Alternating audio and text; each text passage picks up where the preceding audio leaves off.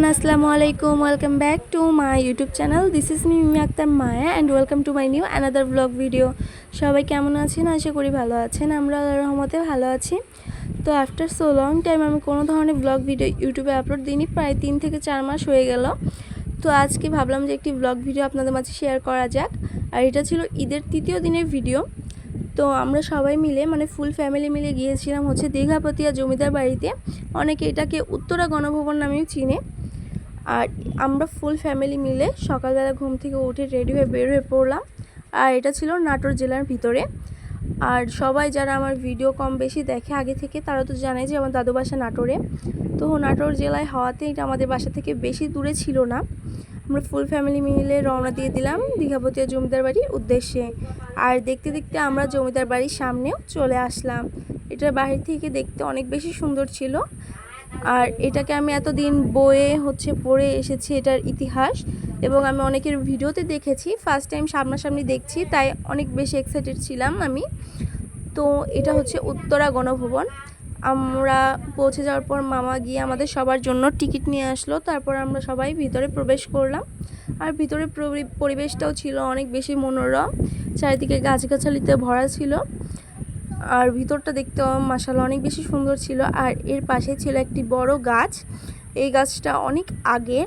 আর এই গাছে যতটুকু আমি জানি এখানে বছরে 5 থেকে 6 রকমের পাতা দেখা যায়। আমরা গিয়ে 4 রকমের পাতা দেখেছি।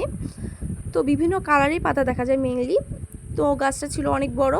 আর যারা সারাদিন ধরে এখানে আসে ঘোরাঘুরির পর এখানে গাছের নিচে ছায়ায় এসে বসে রেস্ট নেয়। তারপর আমরা চলে গেলাম এখানে গণভবনের ভিতরে একটি মিনি জু আছে। তো আমরা মিনি জুতে কী কী প্রাণী আছে সেগুলো দেখার জন্য চলে গেলাম। তো আমি হাঁটতে হাঁটতে যাচ্ছিলাম চিড়িয়াখানার ওই সাইডটায় যে কী আছে দেখার জন্য। এখানে ছিল অনেকগুলো হরিণের বাচ্চা হরিণ। আর তার পাশেই রয়েছে একটি ময়ূরের খাঁচা। আর তারপর এখানে সবাই ঘাস খাওয়া ছিল আর হরিণগুলো কাছে এসে ঘাস খাচ্ছিল। আর এটা ছিল একটি ময়ূরের খাঁচা, যেখানে একটি নীল কালার ময়ূর ছিল। ময়ূরটা দেখতে অনেক বেশি সুন্দর ছিল, আমার কাছে অনেক বেশি ভালো লেগেছে। তো তার পাশেই রয়েছে একটি ইঁদুর বলে মনে হয়, মেনলি আমি সঠিক জানি না। আর তার পাশে খরগোশ। তো আমরা সব কিছু দেখার পর চলে আসলাম কাচারি বাড়ির সামনে। এখানে ছিল কাচারি বাড়ি। তারপর আমরা পুরো রাজবাড়িটা ঘুরে বের হয়ে পড়লাম। আমরা আরেকটা জায়গায় যাব, নাটোরের বিখ্যাত আরেকটা জায়গা, সেজন্য আমরা সেইখানে যাওয়ার আগেই নাস্তা করে নিচ্ছিলাম। এখানে আমরা সবাই মিলে সিঙ্গারা, তারপর চালতার আচার, বিভিন্ন ধরনের নাস্তা করে সেই জায়গায় পৌঁছে গেলাম। তো সেই জায়গাটার সামনে অনেক সুন্দর দোকান বসেছিল। আমি জায়গাটা বলছি, এটা ছিল আমাদের নাটোরের মিনি কক্সবাজার। কম বেশি সবাই চিনে পাটুল মিনি কক্সবাজার হালদি বিল। তো জায়গাটা ছিল অসম্ভব সুন্দর, আমার কাছে তো অনেক বেশি ভালো লেগেছে। আর এটা মেনলি বর্ষাকালে আসলে অনেক বেশি ভালো লাগে, চারিদিকে পানিতে ভরে যায়। আর আমরা গিয়েছি যেহেতু ঈদের পরে, এখন পানিটা কম। আর এই তো আমার কাছে বেশ ভালো লাগছিল, আমাকে দেখে বোঝা যাচ্ছে যে আমি অনেক বেশি হ্যাপি ছিলাম। আর এখানে ছিল একটি রিসর্ট, যেটা পাটুলের রিসর্ট হিসেবে পরিচিত। তারপর আমরা সবাই গাড়ি থেকেই সব কিছু দেখছিলাম। তারপর আমরা নামলাম জিরো পয়েন্টের ওখানে গিয়ে। জিরো পয়েন্টের ওই রাস্তাটাও ছিল অনেক বেশি সুন্দর। আর নাটোরের পাটুল বলতে বাংলাদেশি মিনি কক্সবাজার, যাকে বলা যাবে সেই চিনবে। তো আমার কাছে এই জায়গাটা অনেক বেশি ভালো লেগেছে। আমরা গাড়িতে করে যাচ্ছিলাম। আর এখানে ছিলাম আমি, আমার মামি, আমার বোন। তারপর সেখানে গিয়ে অনেক বেশি গরম ছিল, যেহেতু আমাদের সেখানে যেতে যেতে দুপুর হয়ে গেছিলো, তাই মামা আইসক্রিম নিয়ে আসলো আর আমার বোন আইসক্রিম আমাদেরকে দিচ্ছিল।